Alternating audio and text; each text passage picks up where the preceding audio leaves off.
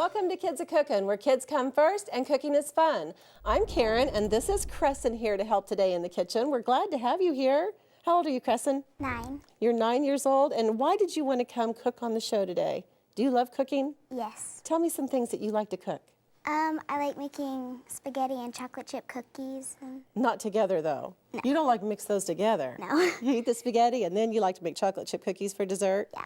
Oh, those are yummy. Who taught you to cook? My mom. Your mom? She's taught you a lot of things because you kind of have a unique situation at home, don't you? Yeah. Tell us about that.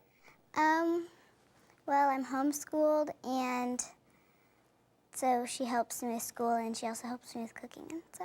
Well, are you ready to cook with me today? Yeah.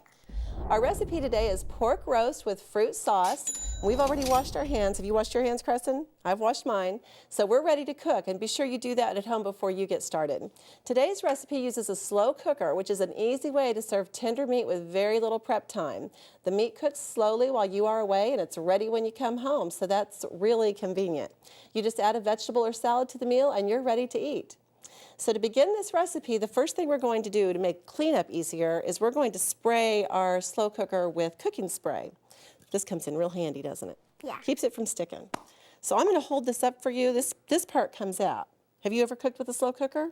Yeah. Yeah? So I'm just going to let you lightly spray. You don't want to stay in one spot too long. It doesn't need to be running. Just kind of lightly coat it. I'll hold it up for you, all right? Go ahead and spray that. Spray maybe a little bit on the sides. Good job. All right. And then to that, we're going to add a 4 to 5 pound pork shoulder roast. We have one right here, and I'm going to go ahead and, this is kind of big, so I'm going to put it in. I'm going to use a fork to put it in there. Be sure that if you use your hands to pick it up, or if you're unwrapping it, that you wash your hands again after touching raw meat. Always be real careful about that. But I didn't have to touch it because I used the fork, so I'm okay. Now to that, we're going to add 1/4 teaspoon of black pepper. I'm going to let you measure that, Crescent, okay? Here's the 1/4 teaspoon, and we'll just take this top off because this isn't a very good measuring top. Just want to kind of level it off like that. There you go. Sprinkle that all over the top. And next, we're going to add 1/2 teaspoon of dried rosemary. And this is our rosemary. And you know how to level it off inside the can when there's a place for it? Have you done that before? Yeah. You just dip it in and then scrape it up across that straight edge, and that will make it level. Rosemary is a Mediterranean herb with a strong aromatic flavor, and it's used to season meat, poultry, and vegetables. Dried rosemary leaves are found with other seasonings at the grocery store, and they should be stored away from light, heat, and moisture and used within 1 year for the best flavor. You can crush the dried rosemary in the palm of your hand to release its flavor. If you're using fresh herbs instead of dried, you want to use about 3 times as much as the recipe calls for. Our next ingredient is 2 apples. We already have one that's washed, cored, and sliced for us, but we're going to do another one. Okay, Crescent? You know right how to do that. We have an apple core here. You have to push really hard. This countertop might be hard for you because it's so high. Let me help you a little bit. You have to kind of get some leverage on it, really.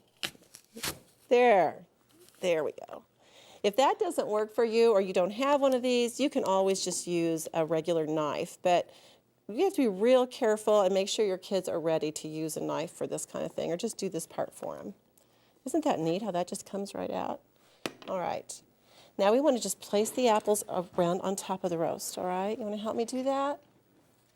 Just going to lay them in here, and this gives the meat some nice flavor and moisture, and it's just really good. Oh, you do it like with style. You're decorating, aren't you? I'll just throw them in there. But we'll do your scalloped edge. That looks nice too.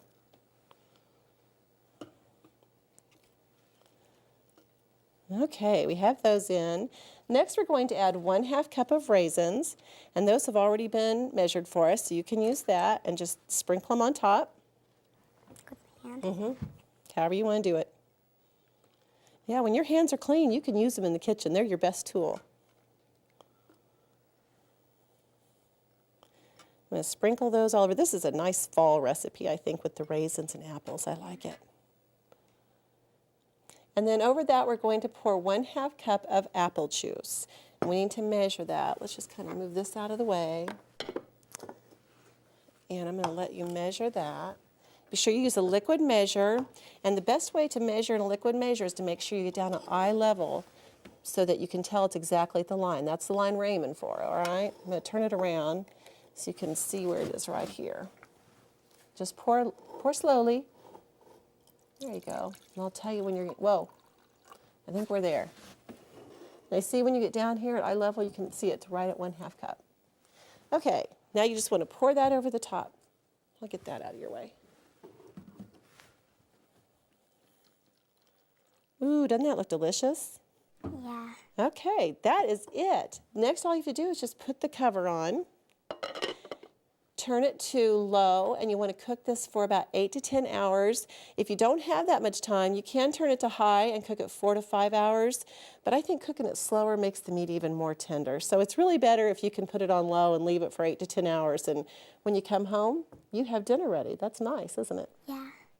Be sure when you get ready to eat your roast that you always check the internal temperature of the pork to be sure it is cooked thoroughly to 160 degrees. You can use a meat thermometer just like this. Just insert it into the thickest part of the roast until the gauge stops moving for an accurate reading. And remember to lift the lid of the crock pot up and away from you to avoid a steam burn. Whenever you open this up, do you know about lifting this away from you? Because the ingredients will be really hot, and if you lift it like this, that steam can come right up and burn you in the face. You ever had that happen? No. I have, and so you have to be real careful about that. Be sure you use a hot pad and lift it away from you always.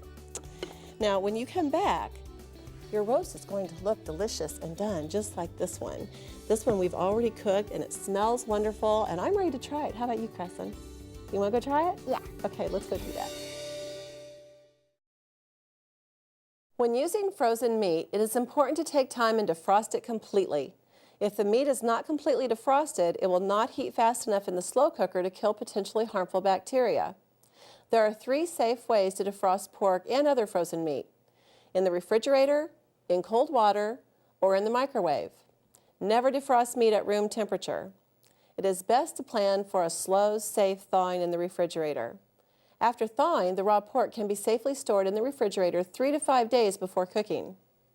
Meat in an airtight bag can be put in cold water to thaw if the water is changed every 30 minutes so the meat defrosts safely. A large roast may take up to 3 hours to defrost this way. After thawing pork in the microwave oven, it must be cooked immediately. During thawing, part of the meat may begin cooking in the microwave. Refrigerating partially cooked food is not recommended because any bacteria present would not have been destroyed. Foods defrosted in the microwave or by the cold water method should be cooked before refreezing. This looks and smells wonderful. Are you ready to see how it tastes, Crescent? Yeah. Let's go ahead and try it. It looks really good. Dinner doesn't get much easier than this. And you can vary this recipe by using dried apples or apricots instead of fresh apples, and that would also be really delicious. How's it taste, Crescent? Really good. Is it moist? Yeah. It looks really moist and delicious. For more information about this recipe and helpful hints to make cooking easier, visit our website. See you next time on Kids A Cookin'.